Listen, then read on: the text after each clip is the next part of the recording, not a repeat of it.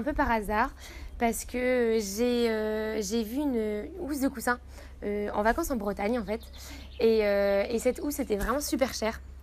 Donc du coup, je me suis dit, au lieu de l'acheter, comme j'étais un peu créative, que j'aimais bien toucher à tout, je me suis dit, je vais la faire moi-même. Donc en rentrant de vacances, je me suis mise à la couture avec ma grand-mère, avec sa première machine Singer.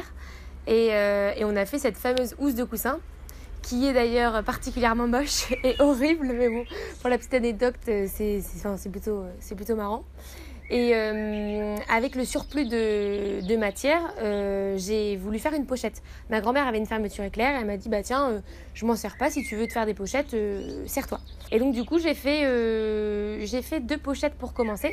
Je les ai montrées aux clientes de ma maman qui a un salon de coiffure juste à côté de chez moi. Et comme je suis habituée à aller là-bas depuis que je suis petite, je connais bien les clientes, j'ai amené les pochettes et voilà, je leur ai montré qu'est-ce que vous en pensez, est-ce que vous aimez bien et tout ça. Et elles ont bien accroché, mine de rien. Et c'est comme ça que mes premières commandes ont débuté. Et j'ai acheté mes premiers simili-cuirs dans les jours qui ont suivi. Et les premières pochettes sont nées. Pourquoi ce CAP maroquinerie ? Parce que j'ai tout appris toute seule. J'ai tout fait en autodidacte. J'ai appris sur YouTube. J'ai appris beaucoup de mes erreurs parce que j'ai fait énormément d'erreurs.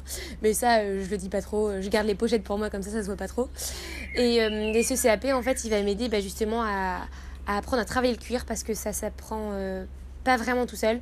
C'est un savoir-faire ancestral, c'est des savoir-faire français et j'ai envie de faire partie de ces maroquiniers français qui gèrent et qui maîtrisent parfaitement l'art du cuir parce que c'est vraiment, c'est un véritable art. Et alors pourquoi j'ai besoin de vous, j'ai besoin de mes clientes, j'ai besoin de mes abonnés, de mon entourage, de mes amis. Alors je pensais vraiment pas faire ça aujourd'hui, mais ça a été une idée d'amis à la sortie d'un dîner. Ils m'ont dit pourquoi tu ferais pas une cagnotte litchi ? Aujourd'hui les grands projets ou même les petits projets démarrent comme ça.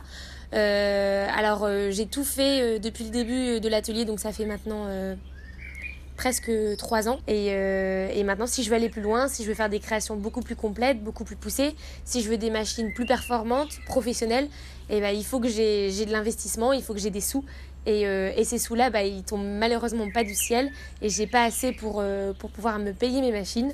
Alors il faut savoir que ma machine à coudre, c'est une machine à coudre Lidl, donc elle m'a coûté, c'est un cadeau de ma grand-mère, c'est ma première machine à coudre, elle m'a coûté 50€, donc elle est juste géniale, hein. Je l'adore, je pourrais jamais m'en séparer, mais par contre pour le travail du cuir c'est juste impossible, donc c'est pour ça que j'ai besoin d'aide, j'ai besoin de financement et je suis sûre que vous serez même peut-être content de participer pour 2, 3 ou 5€ à un projet qui peut être vraiment super cool sur le long terme.